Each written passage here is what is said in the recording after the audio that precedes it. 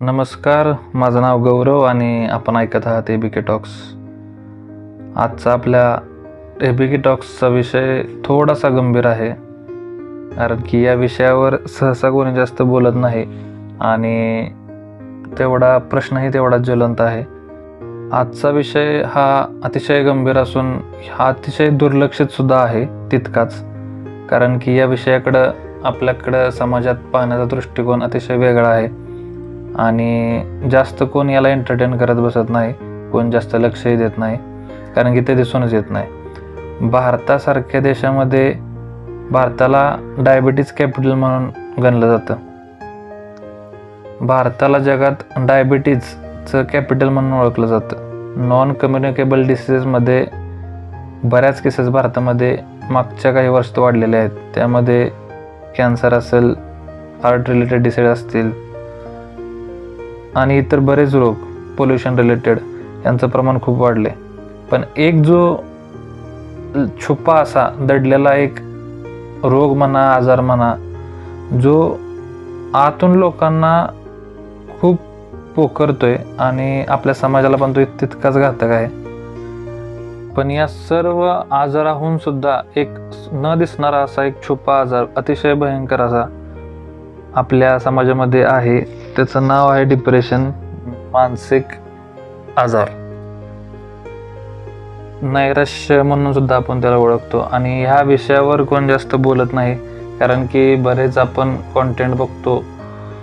प्रत्येक रील्सवर, यूट्यूबला, इंस्टाग्रामला, फेसबुकला बराच कॉन्टेंट आहे आणि तो कॉन्टेंट आपल्याला प्लेजर देतो, बघायला बरं वाटतं. फूड रिलेटेड कॉन्टेंट आहे, ट्रॅव्हल आहे, व्लॉगिंग आहे, एंटरटेनमेंट आहे, प्रत्येक जॉनर आहे. पण ह्या विषयाला हात जास्त कोणी घातलेला नाही आहे आणि हा विषय तेवढाच गंभीर आहे, म्हणून आज याच्यावर थोडंसं आपण बोलूया.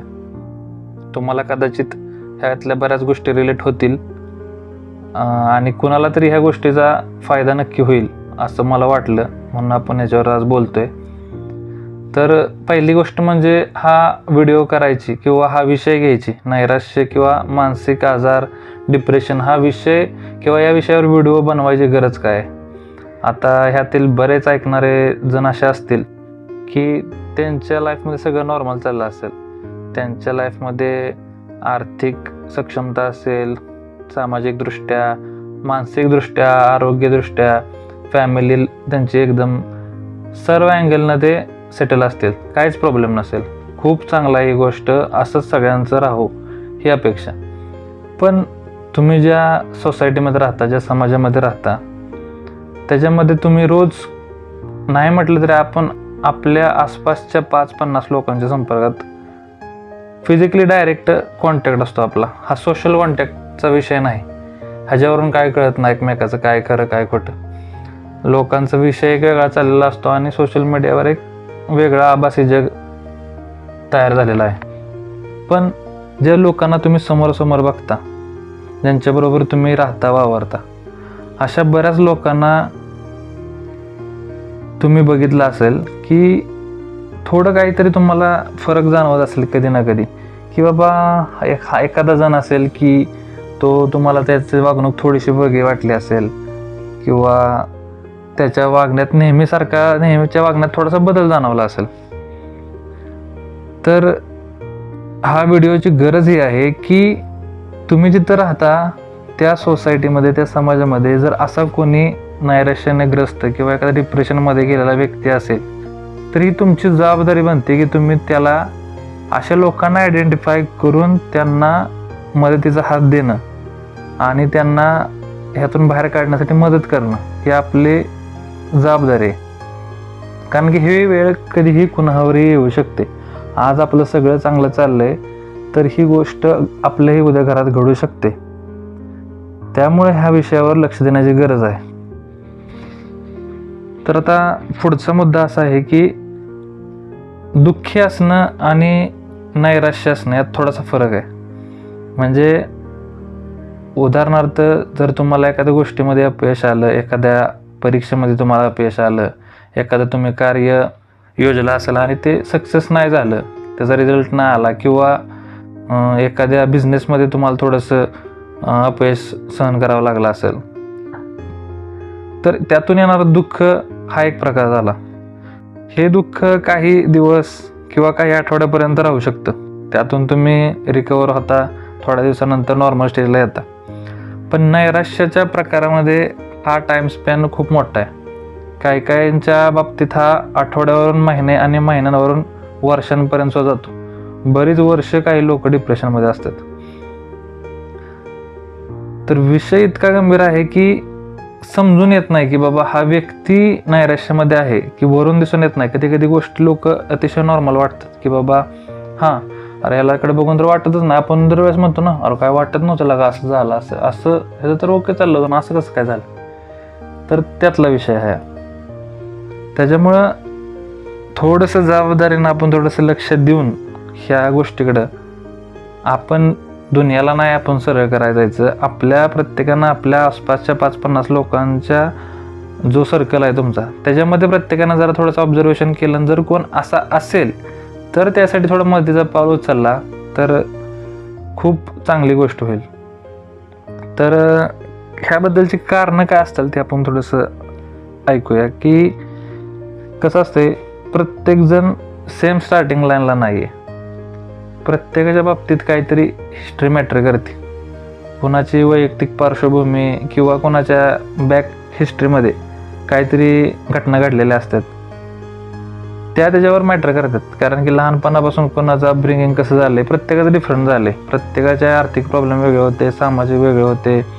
कोणाच्या घरी कौटुंबिक वाद असतील, कोणाच्या घरी बाबा आर्थिक खूप अडचणी असतील, कोणाच्या घरी आरोग्याच्या अडचणी असतील.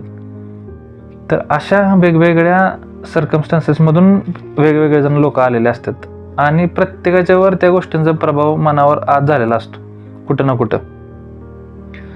त्याच्यामुळं ते व्यक्तीच्या लाईफमध्ये असे प्रसंग घडून गेल्यामुळं तो व्यक्ती कधी कधी काही व्यक्ती अशा स्टेजला जातात. नॉर्मल कारणं जर तुम्ही बघितली ह्या गोष्टीमधली तर ती आहेत, कोणाच्या घरी कौटुंबिक वाद असतील, कोणाच्या घरी आर्थिक प्रॉब्लेम असतील, कोण अतिविचार करतं. अतिविचार म्हणजे त्यांचा डाटाच म्हणजे इतका कंझ्युम करतात ते आणि तो इरेज होत नाही. त्यांच्या मेमरीमध्ये तो खूप फेडेड होतो. ह्या गोष्टीवरून पुढे बोलेन. असे पण काही लोक मी बघितलेत.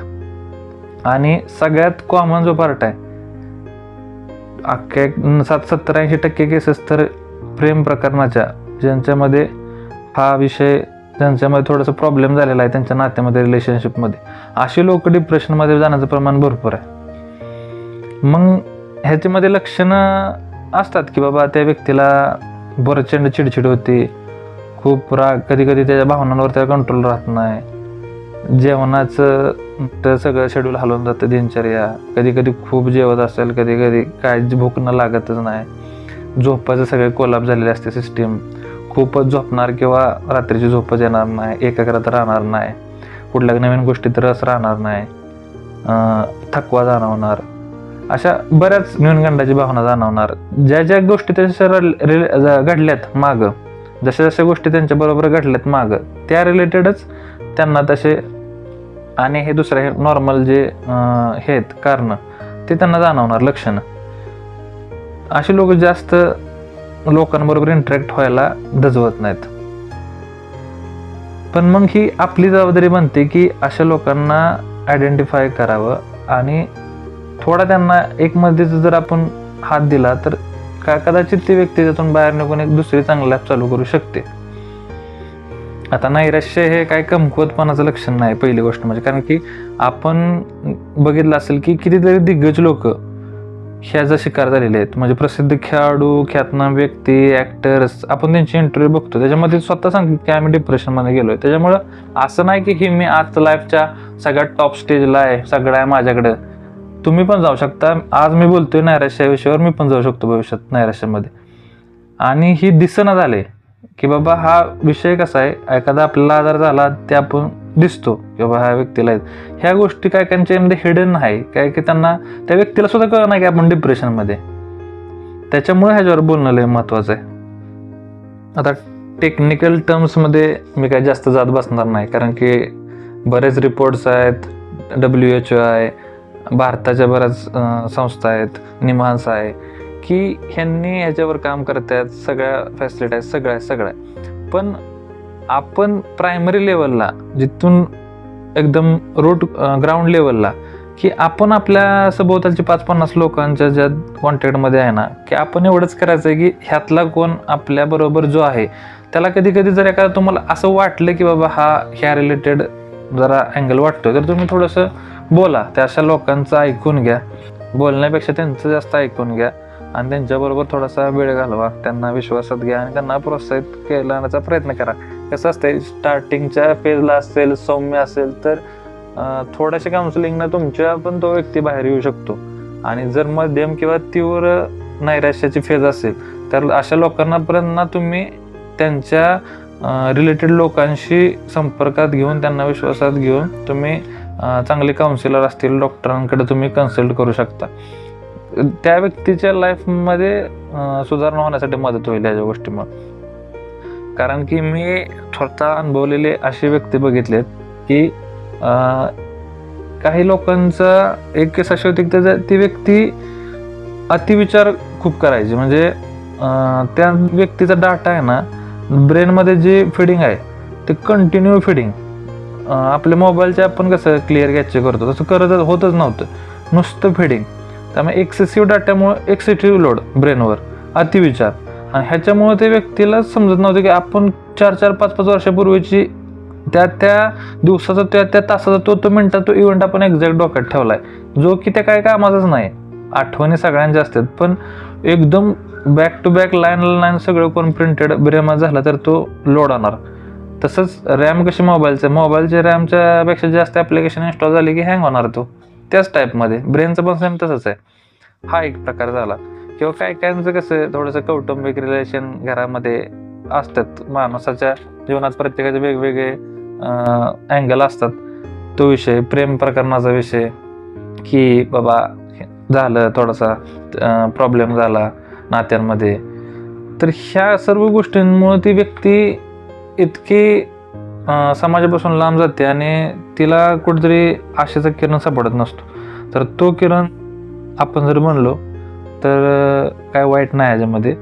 आणि फक्त थोडंसं ऑब्झर्वेशन स्किल थोडं तुमच्याकडे असलं, थोडंसं तुम्हाला जाणवलं तर नक्की ह्या गोष्टीकडे लक्ष द्या. आणि आपली जबाबदारी म्हणून एक आपण ही गोष्ट सर्वांनी करावी अशी माझी इच्छा आहे. जसं हा व्हिडिओ खरंच कोणाला तरी आपल्यातल्या, तुम्हाला, मला, नक्की आपण कोणाला तरी बाहेर काढलं भविष्यामध्ये तर त्याचा आनंद पण तुम्हाला खूप जास्त होईल. आणि त्यामुळं ह्या गोष्टीवर लक्ष केंद्रित करून तुम्ही हा व्हिडिओ स्वतः बघून इतरांना पण पाठवा. आवडला असला तर लाईक करा, शेअर करा आणि अशाच चांगल्या माहितीसाठी आपण भेटत राहू. धन्यवाद.